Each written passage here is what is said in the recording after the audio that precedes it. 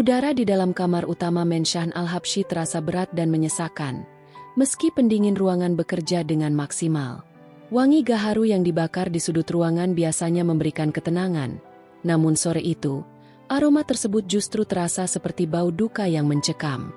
Di atas tempat tidur berukuran raksasa dengan tiang-tiang ukiran tangan, Syekh Abdullah Al-Habsyi terbaring lemah. Tubuhnya yang dulu gagah dan ditakuti di dunia bisnis minyak kini menyusut, pucat, dan hanya tinggal tulang yang terbungkus kulit keriput. Haidar Al-Habsyi, putra tunggal sang syaikh, duduk bersimpuh di samping tempat tidur. Pemuda itu memiliki rahang yang tegas, hidung mancung yang khas, dan mata yang bersinar cerdas. Namun, saat ini, matanya merah karena menahan tangis. Ia menggenggam tangan ayahnya yang terasa dingin dan kering. "Haidar."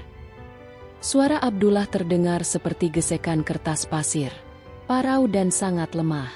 "Ya, Abi, aku di sini. Jangan banyak bicara dulu.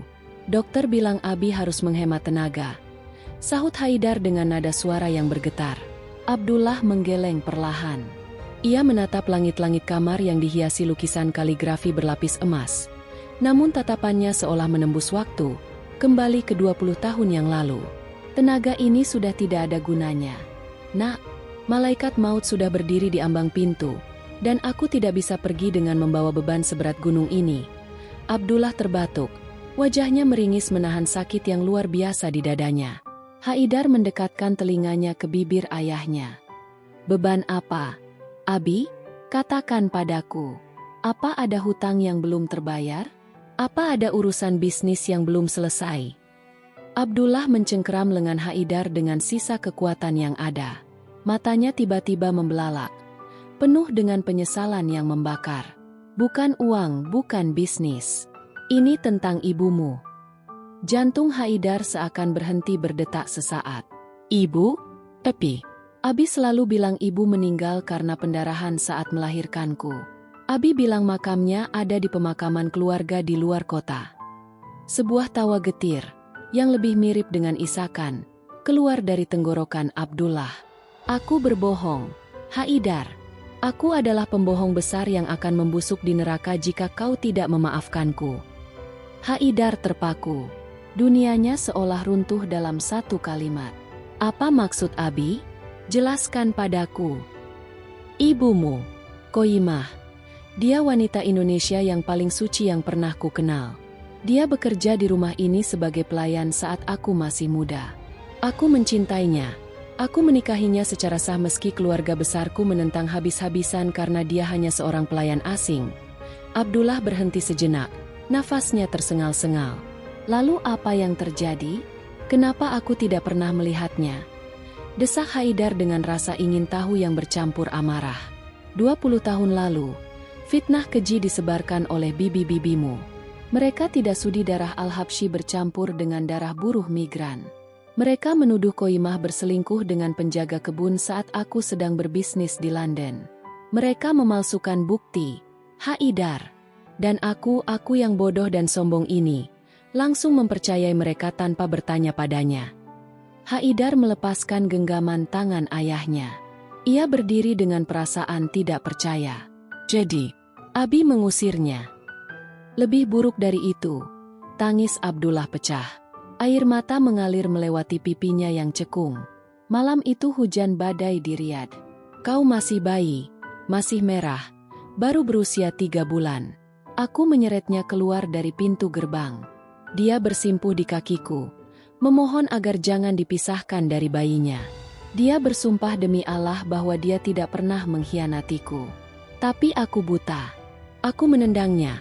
Aku memerintahkan pengawal untuk membawanya ke bandara tanpa membawa paspor aslinya, hanya dokumen deportasi. Ya Allah, Abi." Haidar memundurkan langkahnya, menatap ayahnya seolah melihat orang asing yang sangat jahat. Tanpa uang, tanpa persiapan, di mana dia sekarang? "Aku membuangnya kembali ke Indonesia. Aku memberitahu semua orang bahwa dia sudah mati agar tidak ada yang mencari. Sejak hari itu, aku menutup akses komunikasinya. Setiap surat yang dia kirim dari Indonesia, aku bakar tanpa kubaca. Tapi tahun lalu, Sebelum aku jatuh sakit, aku diam-diam menyewa detektif. Aku tahu dia masih hidup. Haidar. Dia hidup dalam kemiskinan yang sangat mengerikan di pinggiran kota yang kotor. Abdullah merogoh bawah bantalnya dengan tangan gemetar. Ia mengeluarkan sebuah amplop kulit berwarna coklat tua yang tebal dan sebuah kunci brankas kecil. Di dalam ini ada alamat terakhirnya di Indonesia. Juga ada dokumen kepemilikan aset atas namanya yang sudah aku siapkan selama setahun terakhir sebagai bentuk penebusan dosaku. Ada berlian, uang tunai dalam bentuk dolar, dan surat-surat rumah mewah di Jakarta. Pergilah ke sana, Haidar. Haidar menerima amplop itu dengan tangan yang gemetar hebat. Kemarahan dan kesedihan berperang di dalam dadanya. Kenapa baru sekarang, Abi? Kenapa menunggu sampai maut menjemput? Karena aku pengecut, teriak Abdullah dengan sisa nafasnya. Aku takut kehilangan kehormatanku di mata keluarga besar. Tapi sekarang, aku tidak butuh kehormatan. Aku hanya butuh maaf dari Qoyimah. Haidar, dengarkan aku baik-baik. Cari ibumu. Berlututlah di kakinya atas namaku. Katakan padanya bahwa Abdullah bin Al-Habsyi mati dalam keadaan merindukannya setiap malam. Suasana kembali hening. Hanya terdengar bunyi mesin pemantau jantung yang semakin melambat. Haidar menatap amplop di tangannya. Di dalamnya ada foto kecil yang terselip. Foto seorang wanita muda berwajah Melayu yang sangat cantik, mengenakan kerudung sederhana, sedang tersenyum malu-malu ke arah kamera. Itu adalah ibunya. Ibu yang selama 20 tahun ini ia tangisi di depan sebuah makam kosong. Aku akan mencarinya. Abi. Aku bersumpah akan menemukannya. Bisik Haidar dengan suara rendah yang penuh tekad. Bawa dia pulang. Ucap Abdullah dengan hembusan nafas terakhirnya. Monitor jantung di samping tempat tidur mengeluarkan bunyi panjang yang datar. Beep. Syekh Abdullah telah tiada. Para pelayan dan pengawal segera merangsek masuk ke dalam kamar setelah mendengar bunyi alarm tersebut. Suara tangisan dan doa-doa mulai berkumandang di seluruh menshan. Namun, Haidar tidak bergerak. Ia tidak menangis lagi. Ia berdiri tegak dengan mata yang terpaku pada foto wanita di tangannya. Tuan Haidar, kami turut berduka cita, ucap Omar, asisten setianya, sambil menunduk dalam. Haidar menoleh ke arah Omar dengan tatapan yang sangat tajam. Tatapan yang belum pernah Omar lihat sebelumnya. Siapkan jet pribadi. Kita berangkat ke Indonesia besok pagi. Tapi Tuan, pemakaman Syekh akan dilakukan besok. Keluarga besar dan para pejabat akan datang. Protes Omar terkejut. Persetan dengan pemakaman dan keluarga besar yang penuh ular itu, bentak Haidar. Biarkan mereka mengurus jenazah pria yang sudah menghancurkan hidup ibuku. Tugasku bukan di sini. Tugasku adalah menjemput ratu yang mereka buang ke lumpur 20 tahun lalu. Haidar melangkah keluar kamar, mengabaikan kerumunan kerabat yang mulai berdatangan dengan wajah pura-pura sedih. Di dalam kepalanya, hanya ada satu nama yang menggema, Qoyimah. Ia membayangkan bagaimana ibunya bertahan hidup sendirian di negeri yang jauh, menanggung rindu dan fitnah tanpa pembelaan. Rasa bersalah ayahnya kini berpindah ke pundaknya. Haidar berjanji, dengan segala kekayaan dan kekuasaan yang kini ia warisi, ia akan mengguncang Indonesia hanya untuk menemukan wanita yang telah memberinya nafas pertama itu. Malam itu, di bawah langit Riyadh yang bertabur bintang, Haidar tidak tidur. Ia duduk di balkon kamarnya, memandangi foto Qoyimah. Deru mesin jet pribadi Gulfstream G650 milik keluarga Al-Habsyi akhirnya mereda setelah menyentuh aspal landasan pacu Bandara Halim Perdana Kusuma. Pintu pesawat terbuka, mengeluarkan hawa lembab dan panas khas Jakarta yang langsung menyapa kulit Haidar. Ia melangkah turun dengan kacamata hitam yang menutupi matanya yang sembab. Di belakangnya, Omar tampak sibuk dengan 3 buah ponsel yang terus berdering. Tuan Haidar, tim penjemput sudah menunggu di VIP Lounge. Mobil Rolls-Royce hitam sudah siap di depan. Lapor Omar dengan nada formal. Haidar tidak menjawab. Ia menatap langit Jakarta yang abu-abu karena polusi. Pikirannya melayang pada secari kertas kusam yang ia simpan di saku jasnya.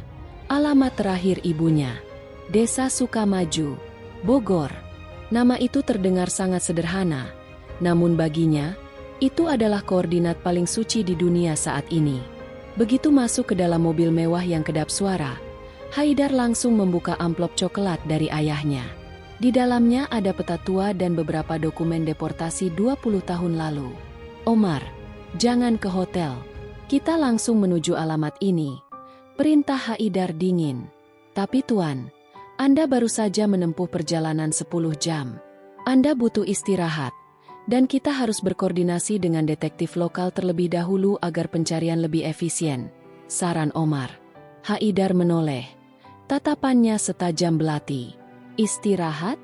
Bagaimana aku bisa memejamkan mata di atas bantal sutra sementara ibuku mungkin tidur di atas tikar pandan yang robek? Setiap detik yang kita buang adalah satu tarikan nafas penderitaannya yang belum aku akhiri. Jalan.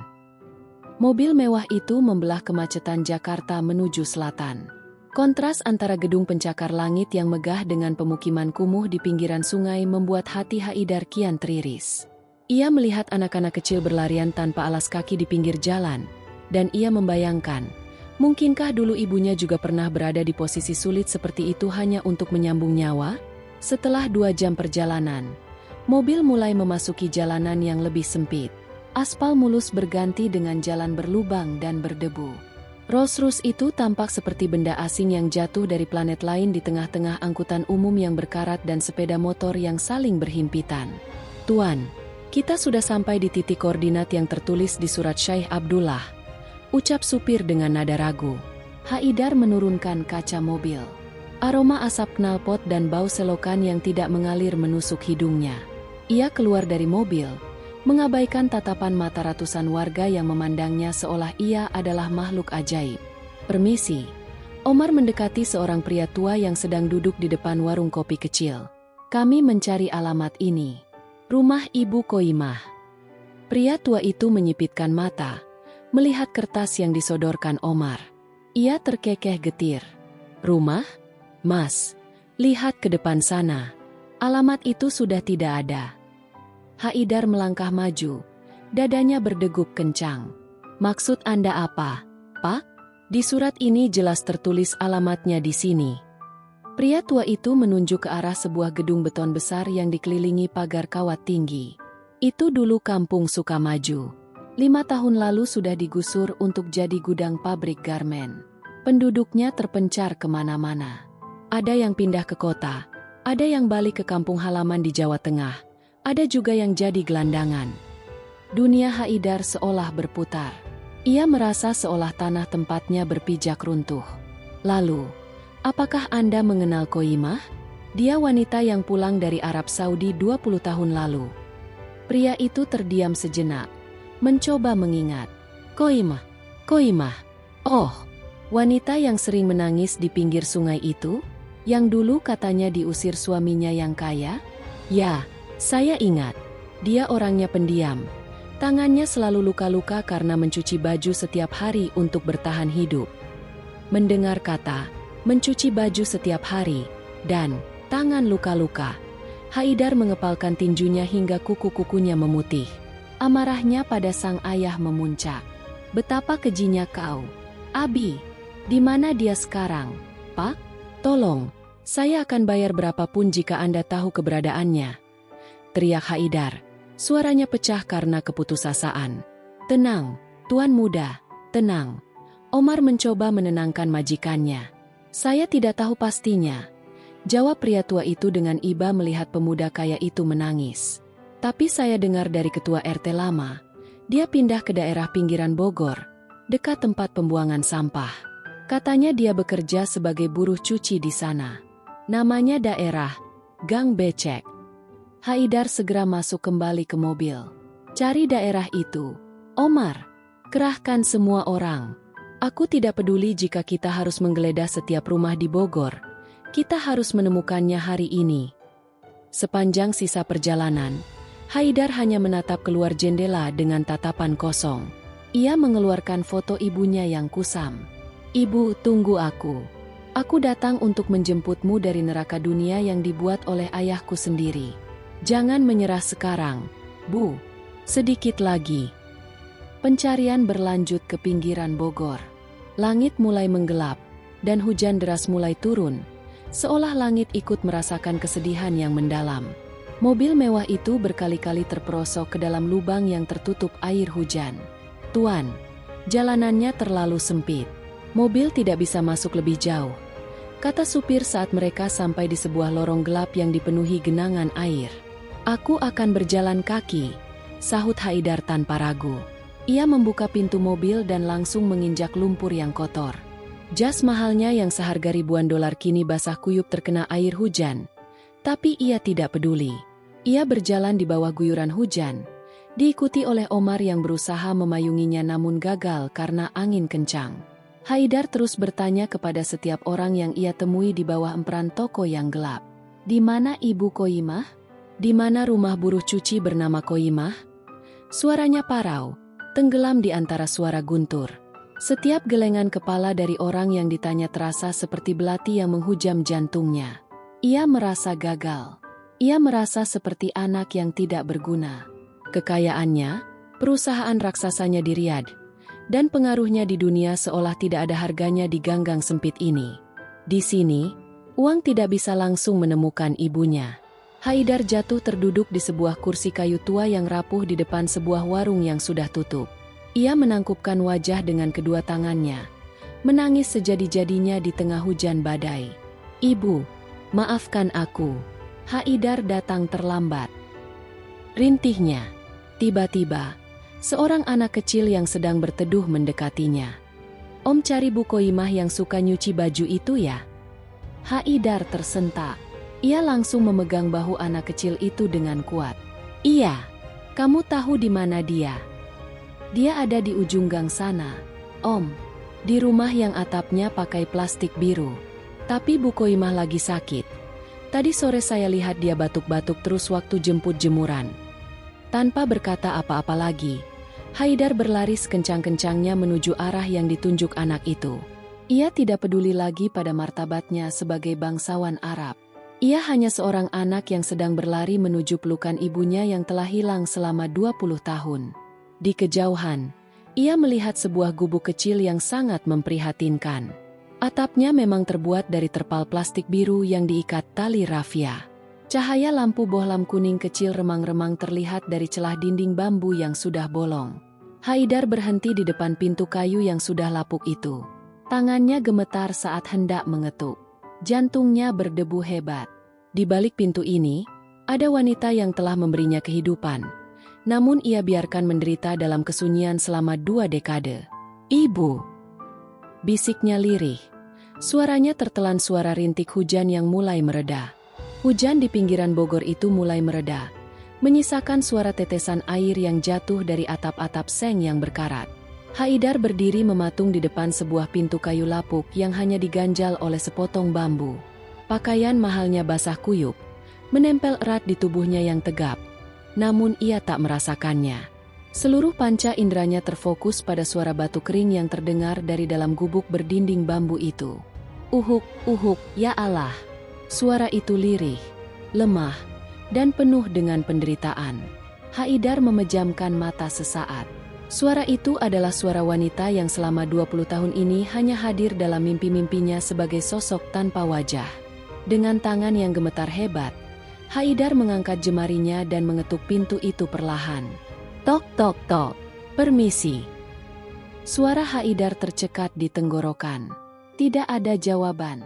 Hanya suara geseran amben kayu yang terdengar dari dalam. Tak lama kemudian, pintu itu berderi terbuka. Seorang wanita parubaya muncul dari balik kegelapan ruangan. Dia mengenakan daster batik yang warnanya sudah pudar hingga hampir putih, dengan kerudung instan yang sudah bolong di beberapa bagian. Haidar hampir tidak mengenali wajah di foto itu lagi. Wanita di depannya ini terlihat jauh lebih tua dari usia aslinya. Kulitnya kering dan kusam, pipinya cekung, dan di bawah matanya terdapat lingkaran hitam yang mendalam, jejak dari ribuan malam yang dihabiskan dengan tangisan dan kurang tidur. Namun, mata itu, mata coklat madu itu identik dengan mata yang Haidar lihat setiap pagi di cermin. "Cari siapa?" "Ya, Den?" tanya wanita itu dengan suara parau. Ia memanggil Haidar, "Den, Raden Tuan."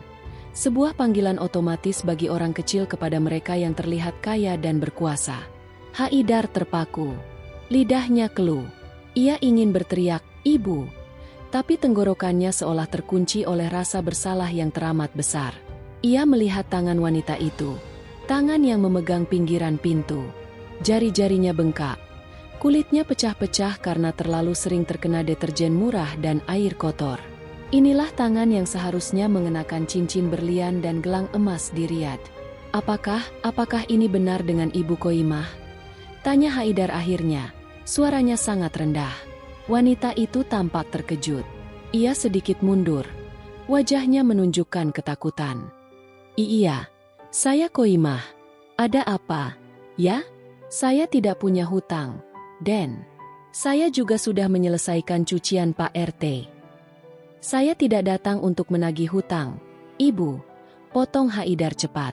Ia melangkah satu langkah lebih dekat ke dalam remang-remang cahaya lampu bohlam 5 watt.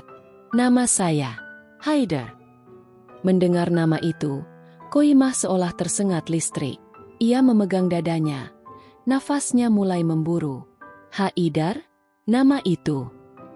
"Haidar Al-Habsyi, putra dari Abdullah Al-Habsyi," lanjut Haidar. Air mata yang sejak tadi ia tahan kini tumpah, mengalir melewati pipinya yang basah karena hujan. Qoyimah gemetar hebat. Ia menggelengkan kepala dengan cepat. Matanya membelalak ketakutan. Tidak mungkin.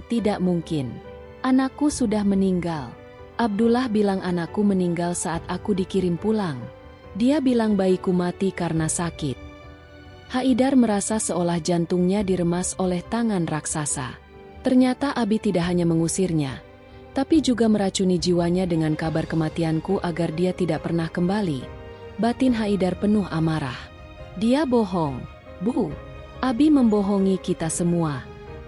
Haidar jatuh berlutut di atas lantai tanah yang lembab itu. Ia tidak peduli pada kotoran atau kuman. Ia memegang kedua kaki ibunya yang kasar dan tanpa alas kaki. "Aku hidup, Bu. Aku anakmu.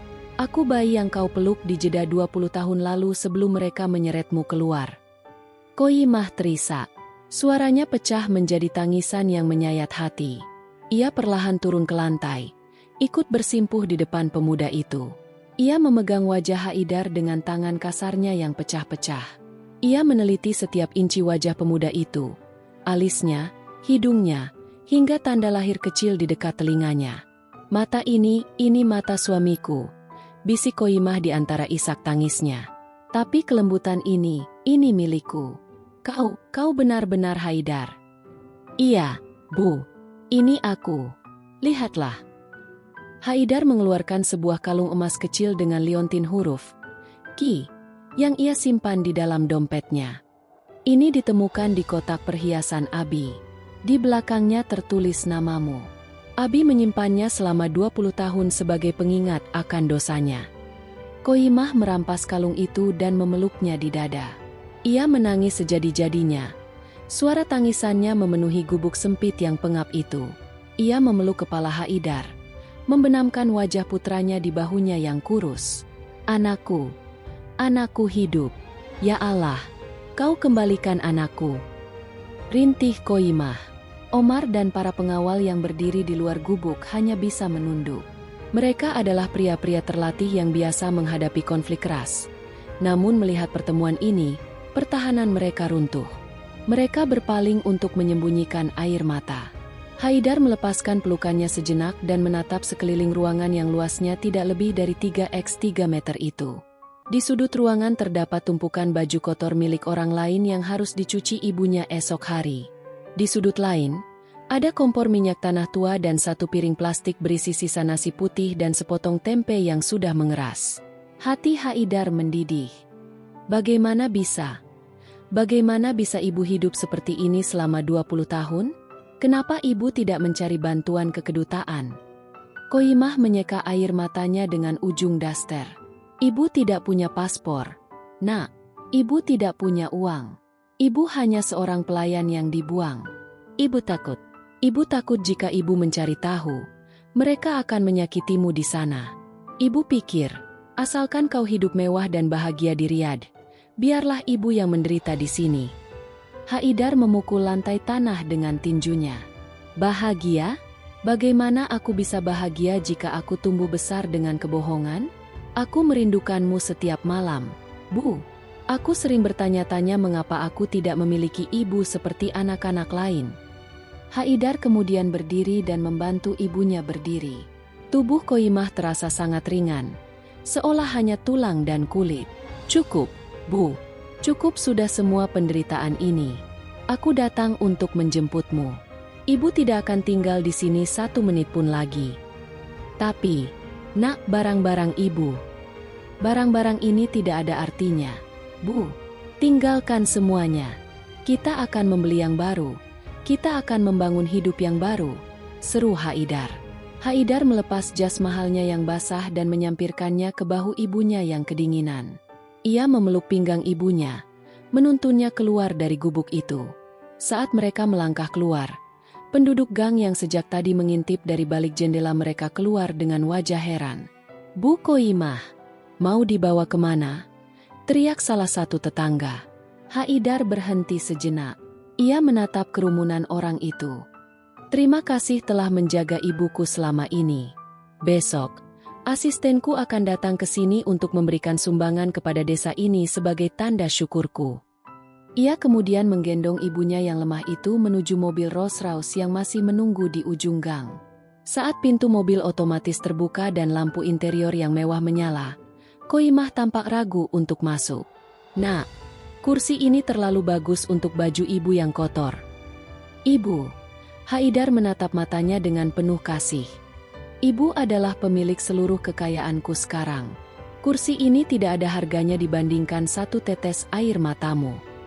Haidar mendudukkan ibunya di dalam mobil, menutup pintunya, dan memerintahkan supir untuk segera pergi menuju hotel terbaik di Jakarta.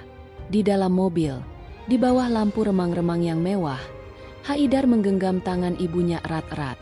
Seolah takut jika ia melepaskannya, wanita itu akan hilang kembali menjadi debu dan kenangan pahit. Mulai malam ini, ibu tidak akan pernah melihat kemiskinan lagi. Aku bersumpah demi nama Allah, bisik Haidar sambil mencium telapak tangan ibunya yang kasar. Qoyimah hanya bisa menyandarkan kepalanya di bahu putranya, menutup mata untuk pertama kalinya dengan rasa aman yang tidak pernah ia rasakan selama 20 tahun terakhir. Mobil Rolls-Royce hitam itu berhenti tepat di depan lobi utama sebuah hotel bintang 5 paling mewah di Jakarta Pusat. Begitu pintu terbuka, Haidar turun terlebih dahulu, mengabaikan karpet merah yang digelar staf hotel. Ia segera membantu ibunya keluar. Di bawah lampu kristal yang berkilauan di lobi, sosok Qoyimah tampak sangat kontras. Ia berdiri dengan daster kusam yang tertutup jas mahal Haidar yang kebesaran, serta kaki tanpa alas yang menyentuh lantai marmer mengkilap. Beberapa tamu hotel yang mengenakan pakaian pesta berbisik-bisik, menatap Qoyimah dengan pandangan merendahkan. Namun, satu tatapan tajam dari mata elang Haidar cukup untuk membuat mereka semua membuang muka ketakutan. Tuan Haidar, Presidential Suite sudah siap. Semua instruksi Anda telah kami laksanakan. Lapor manajer hotel yang membungkuk hormat. Bagus. Pastikan tidak ada seorang pun yang mengganggu kami, jawab Haidar tegas. Mereka naik ke lantai paling atas menggunakan lift pribadi. Di dalam kamar seluas rumah itu, Qoyimah tampak kebingungan. Ia merasa asing dengan kemewahan yang begitu tiba-tiba. Matanya menatap takut-takut pada sofa bludru dan pemandangan kerlap-kerlip lampu Jakarta dari balik jendela kaca raksasa. Nak, apakah kita boleh di sini? Ini terlalu megah untuk ibu, bisik Qoyimah. Suaranya masih bergetar. Haidar memegang kedua bahu ibunya.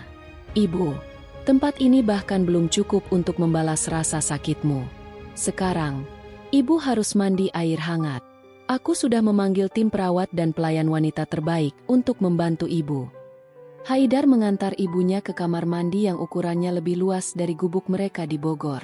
Di sana, bak mandi marmer sudah terisi air hangat dengan aroma bunga mawar dan minyak esensial yang menenangkan. 3 orang pelayan wanita berseragam rapi menyambut dengan sangat sopan. Jangan takut, Bu. Mereka akan merawat ibu. Aku akan menunggu di luar, ucap Haidar lembut sebelum menutup pintu. Selama 1 jam, Haidar duduk di ruang tamu suite itu, memandangi kota. Namun, pikirannya terbang ke Riyadh. Ia mengeluarkan ponselnya dan menghubungi pengacara keluarganya di Arab Saudi. Halo, Khalid?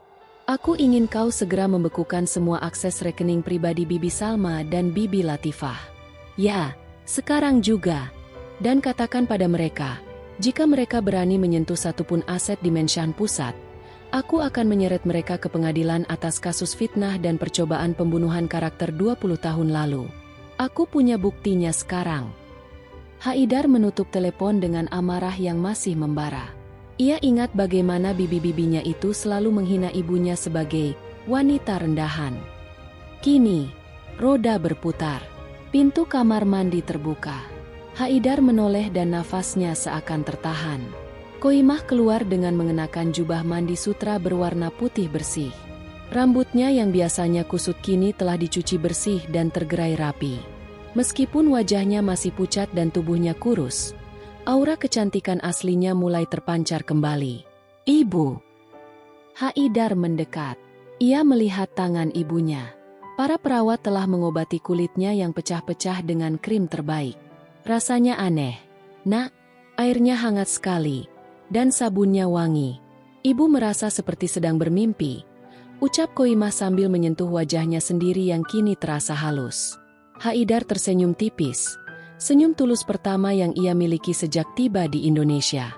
Ia menuntun ibunya ke ruang makan di mana meja besar sudah dipenuhi dengan berbagai hidangan. Ada sup hangat, daging lembut, sayuran segar, dan buah-buahan eksotis. Ibu harus makan. Ibu sangat kurus. Haidar mengambilkan piring dan mulai menyuapi ibunya.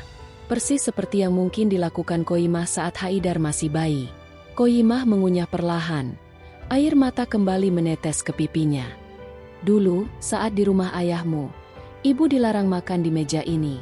Ibu selalu makan di dapur setelah semua orang selesai. Bahkan seringkali hanya sisa-sisa. Tangan Haidar yang memegang sendok gemetar. Demi Allah, Bu, mereka yang melakukan itu padamu akan membayar setiap detiknya. Aku tidak akan membiarkan mereka hidup tenang. Sudahlah, Nak, jangan simpan dendam. Ibu sudah cukup bahagia melihatmu tumbuh menjadi pemuda yang gagah dan baik hati. Koimah mencoba menenangkan putranya. Tidak, Bu. Ini bukan soal dendam. Ini soal keadilan, balas Haidar tegas. Setelah makan malam, Omar masuk membawa beberapa kotak besar berlabel merek desainer ternama dunia. Haidar membukanya satu persatu. Ia mengeluarkan abaya sutra hitam dengan sulaman benang perak, kerudung kasmir yang lembut, dan sepasang sepatu yang nyaman namun sangat elegan. Besok kita akan ke Kedutaan Besar Arab Saudi, Bu. Aku akan mengurus paspor dan kewarganegaraan ibu kembali. Ibu akan pulang sebagai nyonya Koimah Al-Habsyi, pemilik sah dari setengah kekayaan keluarga Al-Habsyi, ujar Haidar. Koimah menatap pakaian-pakaian mewah itu dengan pandangan hampa. Haidar, apakah orang-orang di sana akan menerimaku? Ibu hanya wanita kampung yang sudah tua dan rusak. Haidar berlutut di depan ibunya, menggenggam tangannya erat. Ibu tidak tua. Ibu adalah permata yang tertimbun lumpur. Dan siapapun yang berani merendahkanmu, mereka harus berhadapan denganku. Aku bukan lagi bayi kecil yang bisa mereka pisahkan darimu. Aku adalah pelindungmu sekarang. Malam itu, Haidar membiarkan ibunya tidur di tempat tidur raksasa dengan spray sutra yang sangat lembut. Ia sendiri duduk di sofa di samping tempat tidur itu, tidak mau meninggalkan ibunya sedikit pun. Ia takut jika ia tidur, saat bangun nanti ibunya akan hilang lagi. Koimah tertidur lelap untuk pertama kalinya dalam 20 tahun tanpa rasa takut kedinginan atau digigit nyamuk. Namun, di tengah malam, ia mengigau. Jangan ambil anakku. Abdullah, tolong. Aku tidak melakukannya. Demi Allah aku tidak melakukannya. Teriak Koimah dalam tidurnya. Tubuhnya berkeringat dingin. Haidar segera terbangun dan memeluk ibunya. SSSTTT. Ibu, ini aku. Haidar di sini. Tidak ada yang akan mengambilku lagi. Ibu aman. Ibu aman. Haidar menangis dalam diam sambil mendekap ibunya. Ia menyadari bahwa harta sebanyak apapun tidak bisa langsung menyembuhkan luka batin yang telah menganga selama 2 dekade. Ia menyadari bahwa misinya bukan hanya membawa ibunya ke rumah mewah, tapi menyembuhkan jiwa yang telah hancur berkeping-keping. Besok adalah awal yang baru, bisik Haidar saat ibunya kembali tenang. Aku akan membawa ibu melihat dunia yang seharusnya menjadi milikmu. Dan setelah ini, kita akan terbang ke Riyadh untuk merebut kembali tahta yang mereka curi darimu. Haidar menatap ke jendela, ke arah cahaya kota Jakarta. Rencananya sudah matang. Ia akan membuat konferensi pers besar. Ia akan mengumumkan pada dunia siapa ibunya sebenarnya. Dan ia akan memastikan bibi-bibinya yang kejam itu merangkak meminta maaf di kaki wanita yang pernah mereka buang. Sinar bulan menembus celah gorden, menyinari wajah Qoyimah yang kini tampak tenang. Di kamar mewah itu, sebuah janji telah dipahat di dalam hati sang putra, bahwa kemuliaan sang ibu adalah harga mati yang tidak bisa ditawar lagi. Pagi itu, sinar matahari Jakarta masuk melalui celah gorden Presidential Suite yang mewah. Qoyimah terbangun dengan perasaan linglung. Untuk sejenak, ia mengira dirinya masih di Gubuk Bogor. Namun sentuhan spray sutra yang dingin di kulitnya mengingatkannya bahwa dunia telah berubah dalam semalam. Di sudut ruangan, Haidar sudah rapi dengan setelan jas hitam custom made yang memancarkan aura wibawa luar biasa. "Selamat pagi, Ummi," sapa Haidar.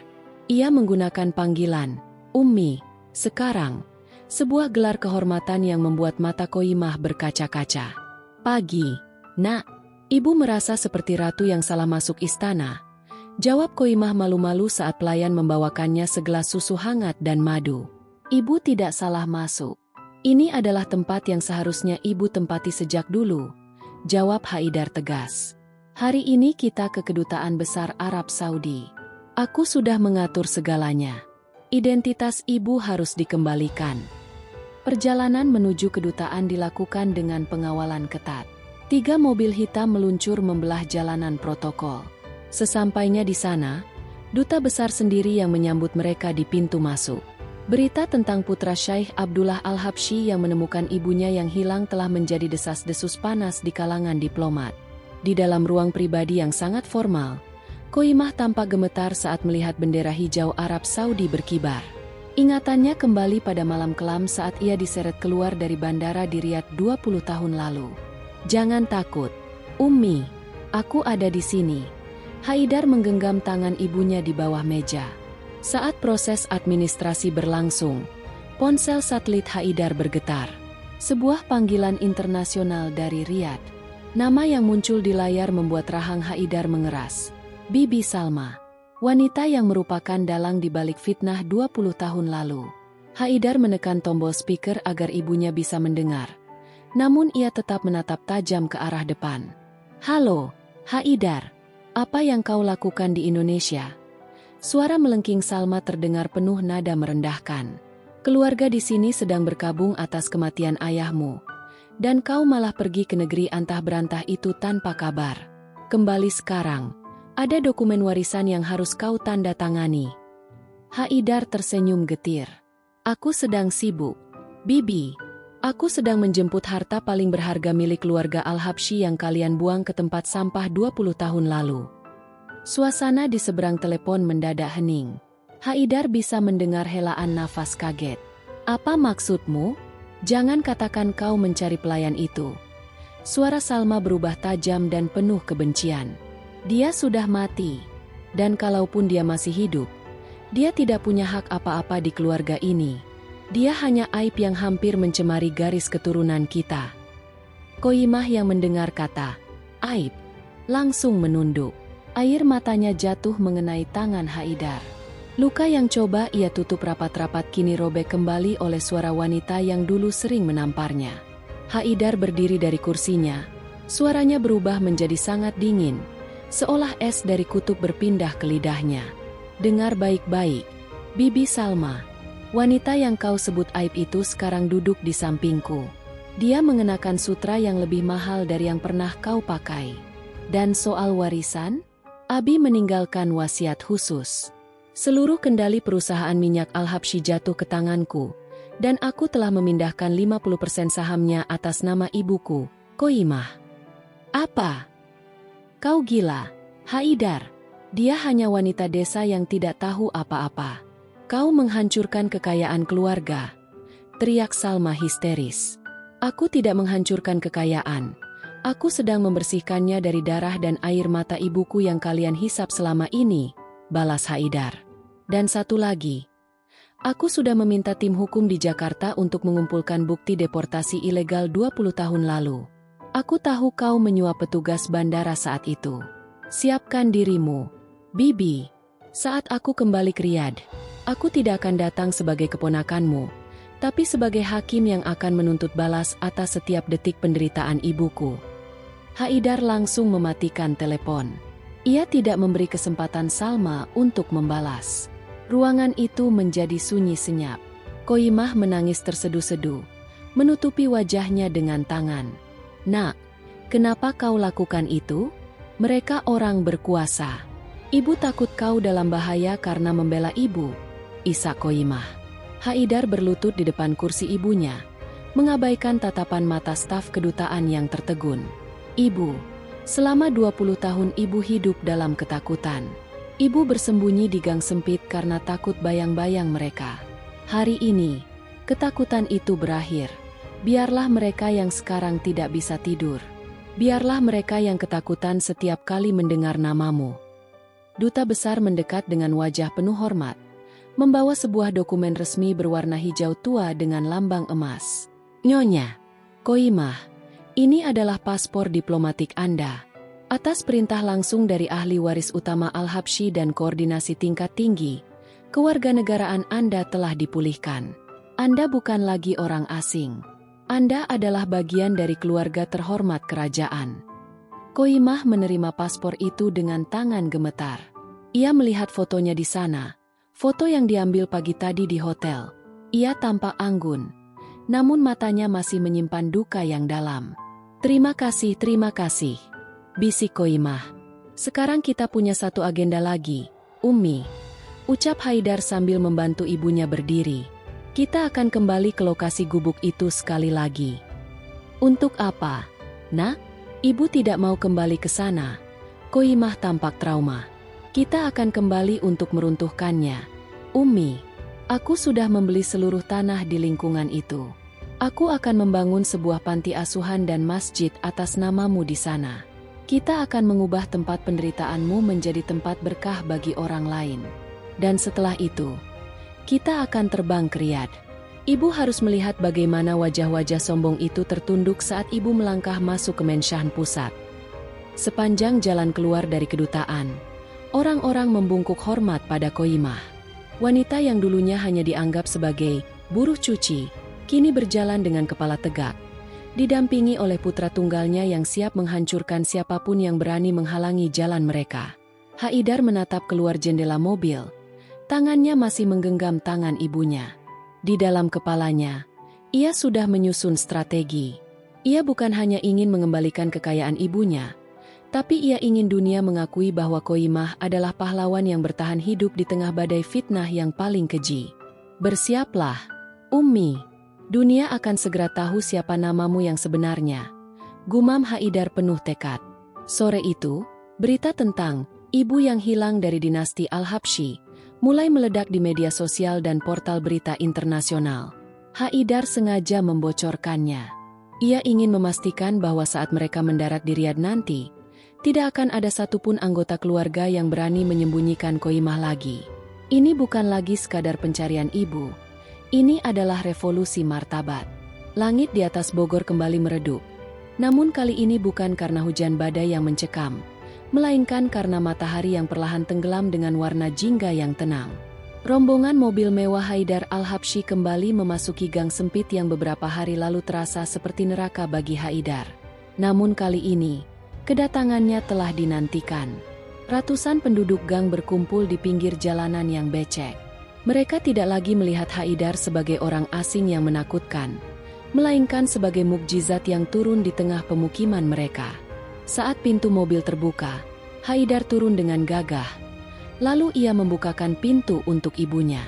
Qoyimah keluar mengenakan abaya sutra berwarna biru dongker yang sangat elegan. Kerudungnya yang berbahan kasmir berkibar lembut ditiup angin. Penduduk desa terdiam seketika. Mereka hampir tidak mengenali wanita yang biasanya membungkuk memikul keranjang cucian itu. Kini, Koimah berdiri tegak. Meski matanya masih terlihat sembab. "Bu Koimah, benarkah itu Anda?" Bisik seorang wanita tua, Bu RT, yang dulu sering memberi Koimah cucian tambahan. Koimah tersenyum tipis. Matanya berkaca-kaca. "Iya, Bu. Ini saya." Haidar melangkah ke tengah kerumunan. Suaranya lantang namun penuh wibawa. "Hadirin sekalian, penduduk desa Sukamaju. Selama 20 tahun, ibu saya tinggal di sini. Kalian melihatnya menderita. Kalian melihatnya bekerja hingga tangannya pecah-pecah. Dan beberapa dari kalian telah berbaik hati membantunya menyambung nyawa." Haidar memberi isyarat kepada Omar. Omar membuka sebuah tas koper perak yang berisi tumpukan amplop coklat. "Sebagai rasa syukur saya karena telah menemukan ibu saya di sini, saya telah membeli seluruh lahan gubuk-gubuk di pinggir sungai ini. Bukan untuk mengusir kalian, tapi untuk membangun pemukiman yang layak. Dan untuk setiap keluarga di sini, saya berikan modal usaha sebagai ucapan terima kasih karena telah menjadi tetangga bagi ibu saya selama masa sulitnya," lanjut Haidar. Sorak-sorai dan tangis haru pecah di gang sempit itu. Penduduk desa berebutan mencium tangan Koimah. Koimah sendiri tak kuasa menahan tangis. Ia memeluk Bu RT yang selama ini menjadi satu-satunya teman bicaranya. "Terima kasih sudah menjaga rahasia sedihku selama ini, Bu," bisik Koimah. "Sudah garis Allah, Bu Koi. Sabarmu berbuah surga di dunia," jawab Bu RT sambil terisak.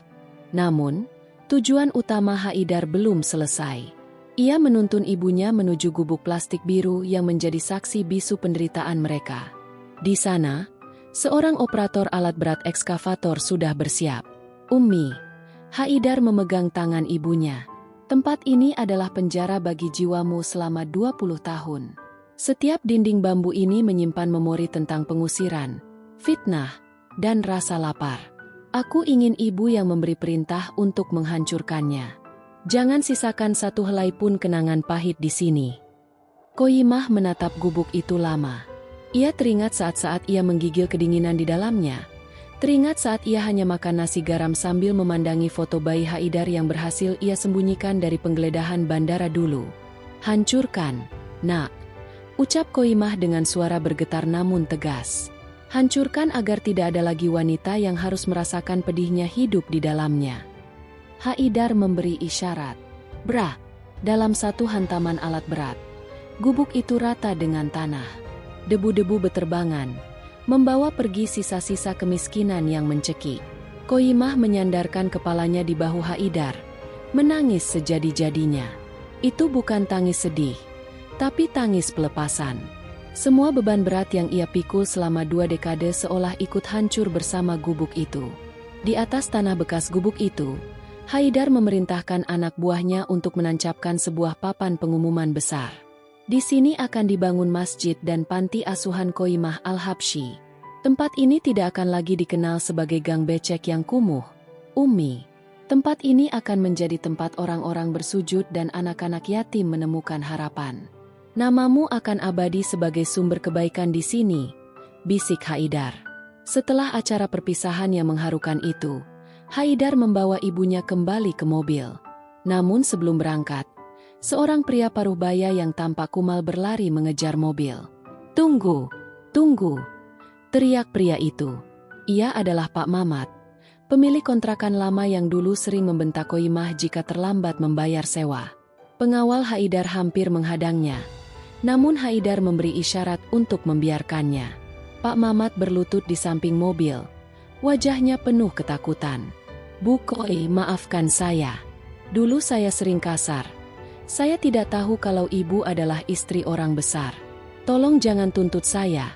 Jangan ambil tanah saya," rengeknya ketakutan. Koimah menatap pria itu dengan pandangan teduh. Tidak ada kemarahan di matanya. "Pak Mamat, saya sudah memaafkan semuanya. Tidak ada gunanya menyimpan benci. Anak saya sudah membeli tanah ini dengan harga yang adil. Gunakan uang itu untuk bertobat dan berbuat baik." Pria itu tertegun. lalu menangis terseduh-seduh sambil mencium aspal di dekat ban mobil. Kelembutan hati Koimah justru membuat orang-orang yang dulu jahat padanya merasa sangat kerdil.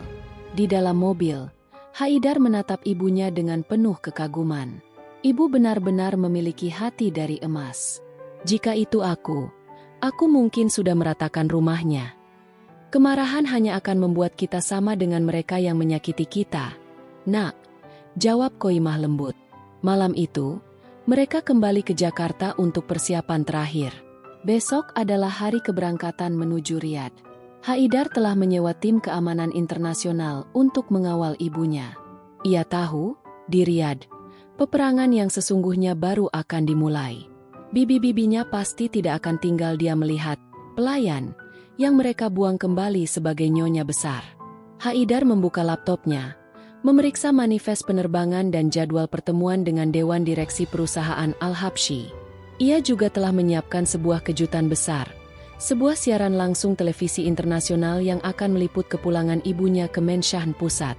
Mereka ingin menutupi keberadaanmu selama 20 tahun, Ummi.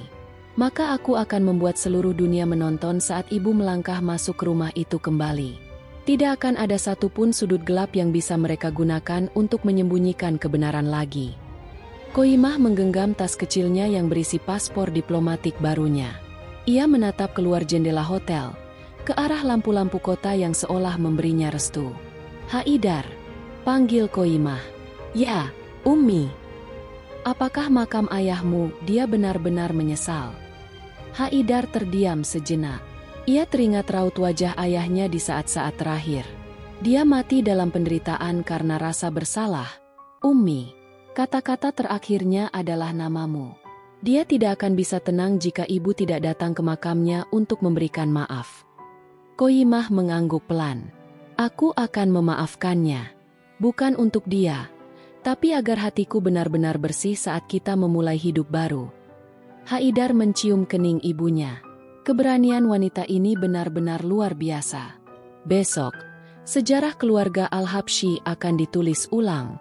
Dari debu Indonesia menuju tahta di padang pasir, sang putra telah membawa pulang mahkota yang sempat hilang.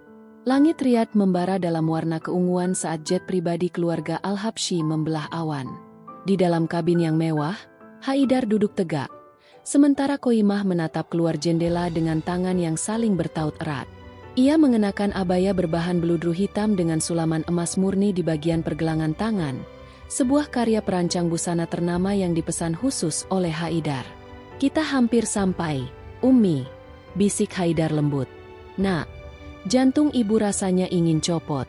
Bagaimana jika mereka masih membenci ibu? Tanya Koimah, suaranya bergetar. Haidar menggenggam tangan ibunya, menyalurkan kekuatan.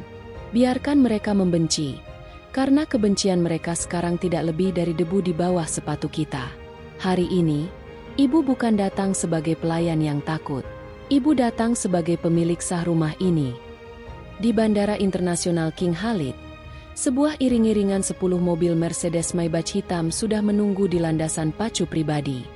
Puluhan wartawan dari media internasional telah berkumpul di balik barikade keamanan. Semua berkat skenario yang disusun Haidar untuk memastikan keamanan ibunya melalui sorotan dunia. Begitu pintu pesawat terbuka, Haidar melangkah keluar lebih dulu. Lalu ia berbalik dan mengulurkan tangannya kepada Koimah. Saat Koimah muncul di ambang pintu pesawat, ribuan lampu kilat kamera menyambar bagaikan kilat. Dunia sedang menyaksikan kembalinya mutiara yang terbuang. Iring-iringan mobil itu meluncur menuju Menshan Megah Al-Habsyi. Begitu gerbang emas raksasa itu terbuka, seluruh pelayan, yang jumlahnya ratusan orang, sudah berbaris rapi di sepanjang jalan masuk. Mereka membungkuk dalam saat mobil Haidar lewat. Di depan pintu utama Menshan, berdirilah dua wanita parubaya dengan perhiasan yang sangat berlebihan dan wajah yang kaku karena marah dan takut. Mereka adalah Bibi Salma dan Bibi Latifah. Di samping mereka, pengacara keluarga berdiri membawa tumpukan dokumen. Haidar turun dari mobil dan membantu Koimah keluar. Suasana menjadi sangat sunyi, hanya terdengar suara angin padang pasir yang berdesir.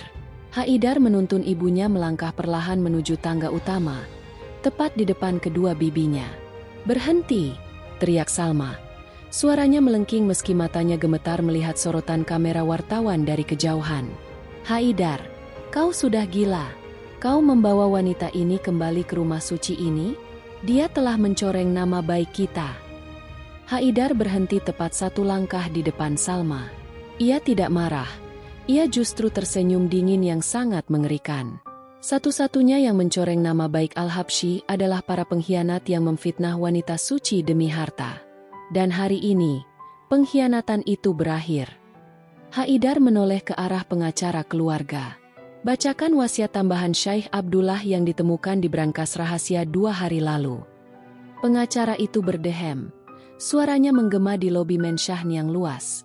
Berdasarkan pengakuan dosa tertulis Syekh Abdullah bin Al-Habsyi, dinyatakan bahwa pernikahan dengan Nyonya Qoyimah adalah sah dan tidak pernah ada perselingkuhan.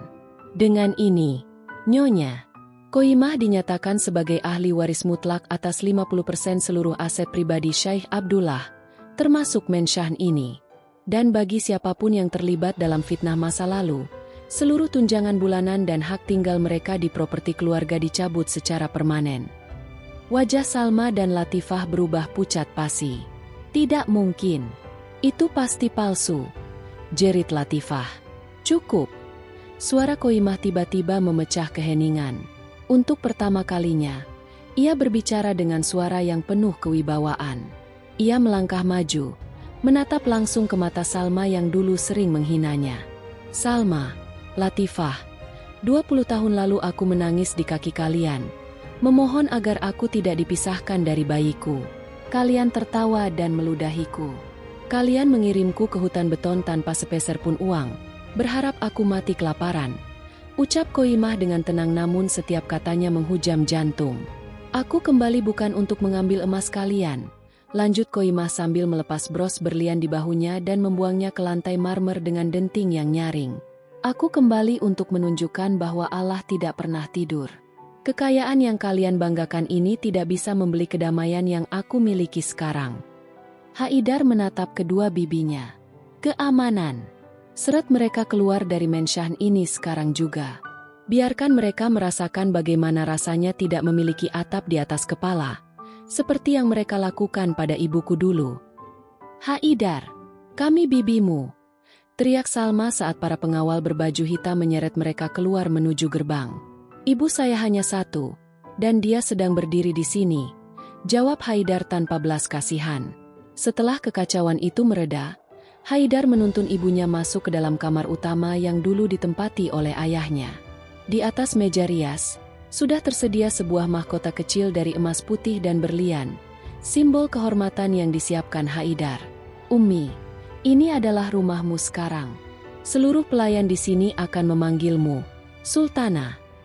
Tidak akan ada lagi cucian baju orang lain, tidak ada lagi nasi garam," ucap Haidar sambil memakaikan mahkota itu di atas kerudung ibunya.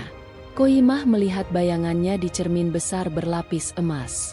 Ia melihat wanita yang kuat, wanita yang telah mengalahkan waktu dan penderitaan. Ia kemudian berbalik dan memeluk Haidar dengan sangat erat. "Terima kasih, Nak. Terima kasih telah mencariku. Terima kasih telah bertahan hidup untukku, Ummi," balas Haidar dengan air mata yang akhirnya jatuh dengan lega.